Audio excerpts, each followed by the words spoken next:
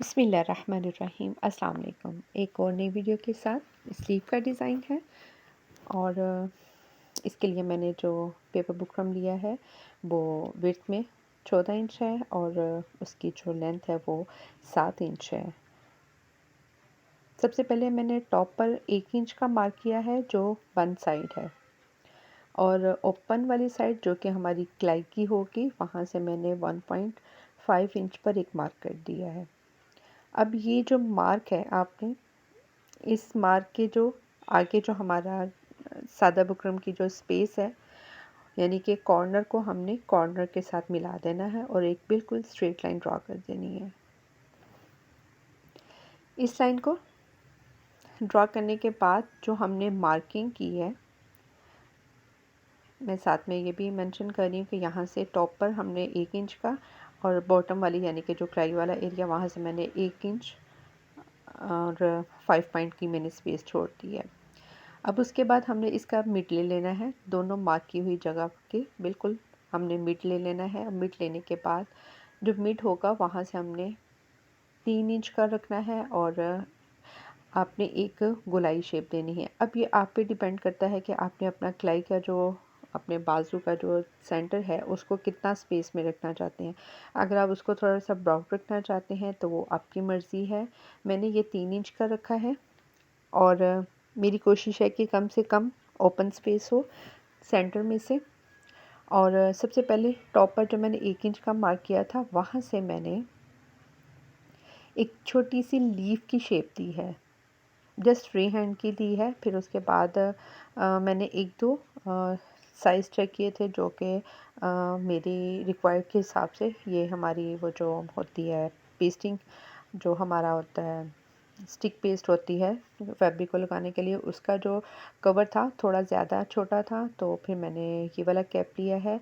और उस कैप पर सबसे पहले तो हमने मार्क कर देना है कि हमें कितनी गोलाई चाहिए और उसको फिर जो हमने सबसे पहले जो हमने लीफ हमने ड्रॉ की है उस लीफ के साथ उसकी गोलाई की शेप को एडजस्ट करना है कि वो ऐसे लगे कि ये बिल्कुल इसके साथ हमने बड़ी प्यारी सी उसकी शेप सेट कर देनी है। फिर उसके बाद हमने जितना हमने मार्क किया था गोलाई का उतना हमने मार्क करते हुए हमने कम से कम हमारे ये इस पैटर्न में आए हैं वो हमारे 3 आए हैं शेप्स, 3 टाइम्स हमारी गोलाई के शेप आ गए हैं। फिर उसके बाद तो हमारा थोड़ा सा एडजस्ट नहीं था इसलिए मैंने उसको वहाँ से जस्ट ऐसे हल्की सी गोलाई शेप दे दी है। अब यहाँ पे भी हमारी अपनी चॉइस पे डिपेंड करता है। अगर यहाँ से आपने ज़्यादा रखना है गोलाई की शेप के बाद का जो एंड करना है वो आपकी मर्ज़ी पे है। मैं यहाँ से थोड़ा सा कम ही स्पेस लूँगी, ज़्यादा नहीं लूँगी, ताकि उस गोलाई की शेप के साथ हमने जो एंड की लाइन है उसको मैंने सेट किया है क्योंकि वो मुझे ज़्यादा अच्छी नहीं लग रही थी स्पेस छोड़ते हुए। फिर उसके बाद जो हमारी स्ट्रेट लाइन है इसकी हमने कटिंग करनी है। चूँकि अगर आपका एक बात और कि अगर आपका कपड़े का कलर लाइट हो तो आप अपनी जो लाइन ड्रॉ की होती है आप उस पे मुकम्मल कटिंग करें क्योंकि वो जो मार्किंग के जो निशान होते हैं वो पेस्टिंग के बावजूद दूसरी साइड से नज़र आते हैं। फिर मैंने जो स्ट्रेट लाइन ड्रॉ की थी वो भी मैंने कटिंग कर दी है और अभी आपके सामने है। इसको हम अपने फैब्रिक के ऊपर पेस्ट करेंगे।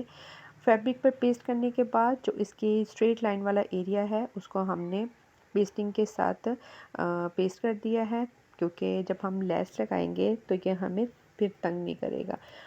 और ये आपके सामने है स्लीव का सेंटर और जो पैटर्न का सेंटर। उसके बाद हाफ इंच का ऊपर एक्स्ट्रा छोड़ने के बाद हमने इसकी 3 जो लाइंस हैं वो हमने मैंने वैसे आयरन से किया था जस्ट आपको दिखाने के लिए कि मैंने इसको कैसे फ़ोल्ड करके आयरन किया था। तो वो आप ऐसे ही टैप टैप की शेप में कीजिएगा। अगर आप स्ट्रेच करके करेंगे तो वो आपका कपड़ा वहाँ से बहुत ज़्यादा फिर लूज़ हो जाएगा। बारीक हमने पिन ऐड करने हैं बिल्कुल जो किनारे के होते हैं। और अगर आप बूट की सिलाई के पीछे अगर आप अपनी फिंगर टिप्स को दबा के रखेंगे ना तो फैब्रिक के दबने की वजह से फिर कपड़ा जो है वो आपका विड्थ में खुलता नहीं है। पैटर्न को बिल्कुल ऐसे ही जैसे हम अपने नेक को अटैच करते हैं शर्ट के साथ बिल्कुल वैसे ही इस पैटर्न को मैंने सबसे पहले सेंटर लाइन फिर उसके बाद हमने बुकरम के बिल्कुल साथ साथ मैंने इसको सिलाई करते हुए लगा दी हूँ। और इसके बिल्कुल एक साइड से हमने जो लूप्स हमने एक फैब्रिक का ही सेम फैब्रिक का बना के तो उसकी मैंने आपके सामने जो है स्पेस का माप लिया है और उसको मैंने इनविजिबल अटैच किया है। लूप्स बनाने का मेथड नहीं किया क्योंकि माशाल्लाह से सबको आता है। और उसको अटैच करने के बाद इसको हमने फ्लिप कर देना है, आयरन कर देना है। आयरन करने के बाद हमने इसकी किनारे की सिलाई ज़रूर लगानी है क्योंकि कट्स का जब भी वर्क होता है तो उसमें फैब्रिक बिल्कुल आपका एंड टू एंड हुआ होता है और उसकी आपकी किनारे की सिलाई ज़रूर लगानी चाहिए।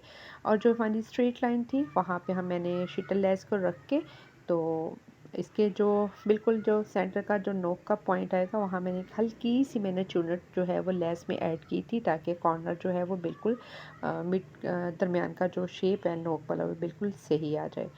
इसको अटैच करने के बाद अब माशाल्लाह से ये आपके सामने है। अब इसको मैं उल्टा करूँगी और पैटर्न को जो अटैच करना था वो आपने स्लीव को उल्टा रखना था, फिर आपने पैटर्न अटैच करना था। और इसके बाद मैंने ये जो लूप्स लगाया था इसको मैंने ट्विस्ट किया है और इसको मैंने क्रॉस शेप के बाद मैंने यहाँ पे इसकी थोड़ी सी धागे की नॉट्स लगा दी हैं। और मैंने बिल्कुल सेंटर में भी एक लगाई है क्योंकि जो मेरी लूप्स है वो माशाल्लाह से थोड़ी सी तगड़ी है और ये 2-3 प्रेस के बाद ही अपनी शेप पे बैठेगी और मैं नहीं चाहती कि ये बार बार अपनी स्पेस को अपनी जगह को ये छोड़े, इसलिए मैंने एक बैक साइड से एक धागे की नॉट मैंने सेंटर लूप पे भी लगा दी है। और मैंने सबसे जो छोटा साइज़ होता है पर्ल का वो मैंने अपनी शिटल लेस में अटैच कर रही हूँ खूबसूरती के लिए, थोड़ा डिफरेंट करने के लिए। और जो मैंने बटन के तौर पर, वैसे अगर आप चाहें तो इसको सेम फैब्रिक का बटन भी बना के लगा सकते हैं, लेकिन मैंने यहाँ पे इसको थोड़ा सा खूबसूरत टच देने के लिए मैंने जो सबसे जो लार्ज साइज़ का पर्ल था वो लिया है और जो मैंने लेस में अटैच किया है सबसे स्मॉल साइज़ का उसको ऊपर रखते हुए मैंने यहाँ से 2 बार मैंने थ्रेड को पर्ल में से गुजारा है ताकि ये खूब अच्छी तरह से फिक्स हो जाए। और इसको ये हमने बैक साइड से भी अच्छी तरह से नॉट लगा देनी है। लेस जब भी आप चूज़ करें कोशिश करें, अगर आपने ये डिज़ाइन बनाना है या आपने अपनी लेस में थ्रेड का कोई काम करना हो तो डिज़ाइन चूज़ करते वक्त आप कोशिश करें कि उसका डिज़ाइन ऐसा हो जिसमें आप अपनी थोड़ी सी पर्ल का या एम्ब्रॉयडरी का अगर कुछ आप करने का इरादा हो तो वो आप कर सकें। अब देखें इसमें आपकी लेस में देखें कि 2 जगह ऐसी स्पेस थी जहां हम अपना पर्ल अटैच कर सकते थे। उम्मीद है आज की वीडियो आपको अच्छी लगेगी। जितने न्यू सब्सक्राइबर्स हैं उनको बहुत सारा वेलकम और जज़ाकल्लाह। अपना ख्याल रखिएगा। अल्लाह हाफ़िज़।